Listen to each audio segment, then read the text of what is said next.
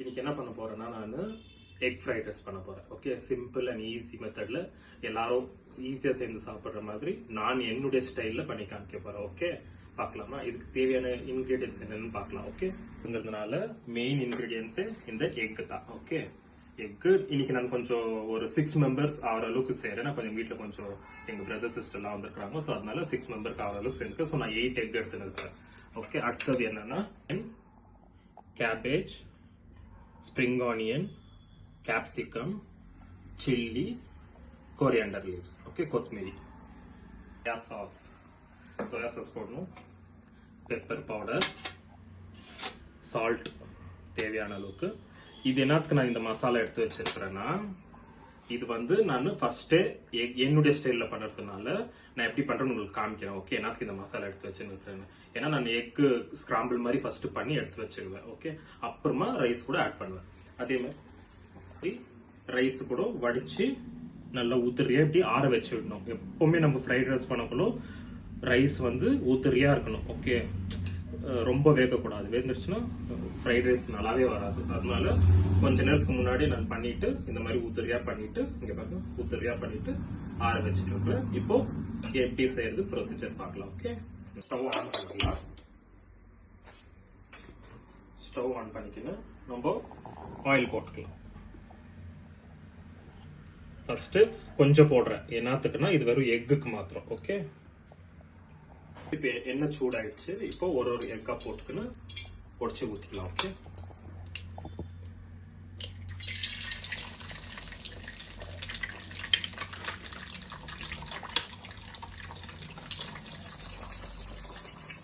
நான் எல்லா எக்கும் உடச்சு போட்டுட்டேன். இது ஒரு 2 மினிட்ஸ் ஸ்லோவா அந்த ஆயிலே பாயில் ஆகும்.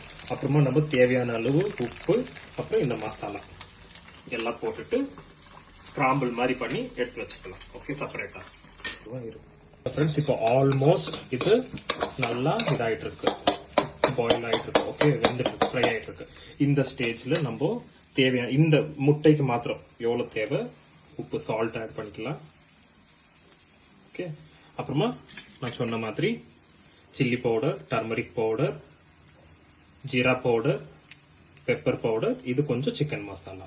ஓகே, இதெல்லாம் போட்டு இது பண்ணி வச்சுக்கலாம். ஓகே, இது பண்ணிட்டு நான் எப்படி இருக்குன்னு காமிக்கிறேன். ஃப்ரெண்ட்ஸ், இது ஆல்மோஸ்ட் எப்படி வந்துட்டு பாத்தீங்கன்னா இந்த ஸ்டேஜ்ல உதவியா எக் ஸ்கிராம்பிள் ஆயிடுச்சு. நான் என்ன பண்ணுவேன், இப்போ இதை எடுத்து வச்சிருவேன். ஓகே ஃப்ரெண்ட்ஸ், இப்போ பாருங்க எல்லாம் எடுத்து வச்சுக்காயிடுச்சு. இப்போ நம்ம அதே பேன்ல ஸ்டவ் ஆன் பண்ணிட்டு, நான் உங்களுக்கு அப்பயே சொல்றதுக்கு மறந்துட்டேன், சும்மா ஒரு 4-5 பூண்டை இடிச்சு சேர்த்துக்கலாம். அது கொஞ்சம் ஒரு ஃபிளேவர் கொடுக்கும். ஓகே,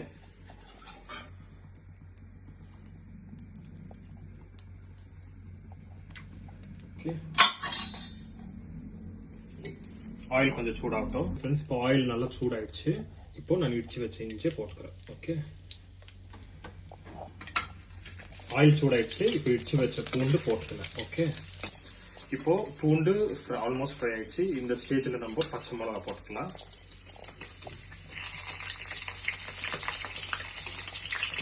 இதெல்லாம் ரொம்ப ஃப்ரை பண்ணிடக்கூடாது, லைட் ஃப்ரை பண்ணுவோம். ஓகே, ஏன்னா ரொம்ப ஃப்ரை பண்ணா நல்லா இருக்காது. நெக்ஸ்ட் நம்ம ஆனியன் சேர்த்துக்கலாம்.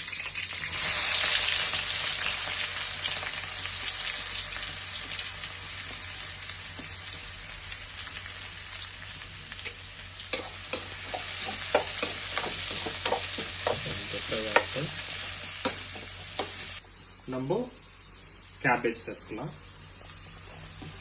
அப்புறம் கேப்சிகம் கூட இப்பயே சேர்த்துக்கலாம். ஓகே, இது கூடவே நம்ம கொஞ்சம் சோயா சாஸ் சேர்த்துக்கலாம். இப்போ திரும்ப நம்ம ரைஸ்லயே சேர்ப்போம். ஸோ இதுல கொஞ்சம் ஆல்மோஸ்ட் இது ஃப்ரை ஆயிடுச்சு. இந்த அளவுக்கு தான் ரோஸ்ட் ஆகும். ரொம்ப ரோஸ்ட் ஆயிடுச்சுன்னா நல்லா இருக்காது. ஓகே, இந்த ஸ்டேஜ்ல ஸ்டவ் ஸ்லோ பண்ணிட்டு இப்போ நான் ரைஸ் போட்டுக்கிறேன்.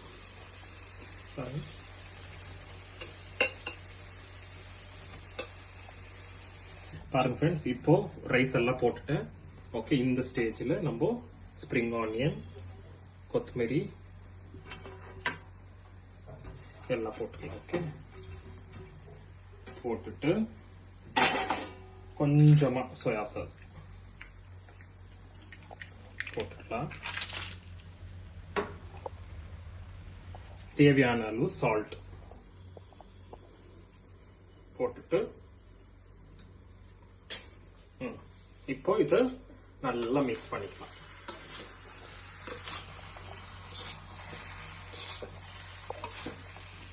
பாருங்க ஃப்ரெண்ட்ஸ், இப்போ எல்லாம் போட்டுட்டு நல்லா ஹை ஃப்ளேம்ல வைக்கணும் ஸ்டவ். ஓகே, ஹை ஃப்ளேம்ல வச்சுட்டு நல்லா கிளறிட்டு இது கூடவே நம்ம இப்போ பெப்பர் பவுடர் ஆட் பண்ணணும்.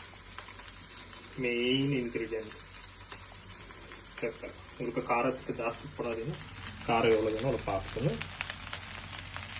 ஏன்னா நம்ம ஆல்ரெடி எக்ல மசாலா போட்டிருக்கோம் இல்லையா, அதனால இப்போ இந்த பெப்பரை போட்டுட்டு நல்லா கிளறிட்டு இது கூடவே நம்ம எக் ஸ்கிராம்பிள் பண்ணி வச்சிருக்கோம் இல்லையா, அதை போட்டுட்டு நல்லா ரோஸ்ட் பண்ணணும். இப்ப பாருங்க ஃப்ரெண்ட்ஸ், இது ஆல்மோஸ்ட் நல்லா ரோஸ்ட் ஆயிடுச்சு. இந்த ஸ்டேஜ்ல நம்ம பண்ணி வச்சிருக்கிற எக் ஸ்கிராம்பிள் போட்டு இது பண்ணிடலாம்.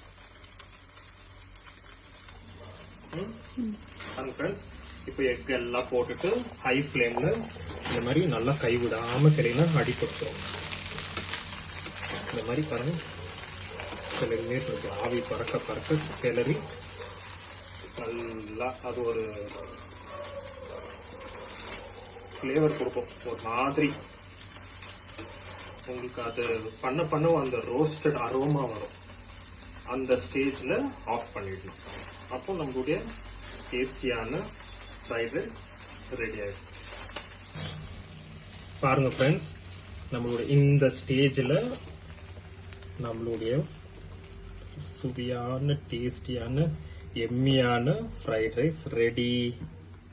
ஓகே, இத எங்க அம்மாக்கு கூட்டிட்டு எப்படி இருக்குதுன்னு சொல்ல. ஓகே, கேட்கலாம். மா வாமா, எப்படி இருக்கு சாப்பிட்டு பார்த்து டேஸ்ட் சொல்லு. சுட இருக்கு.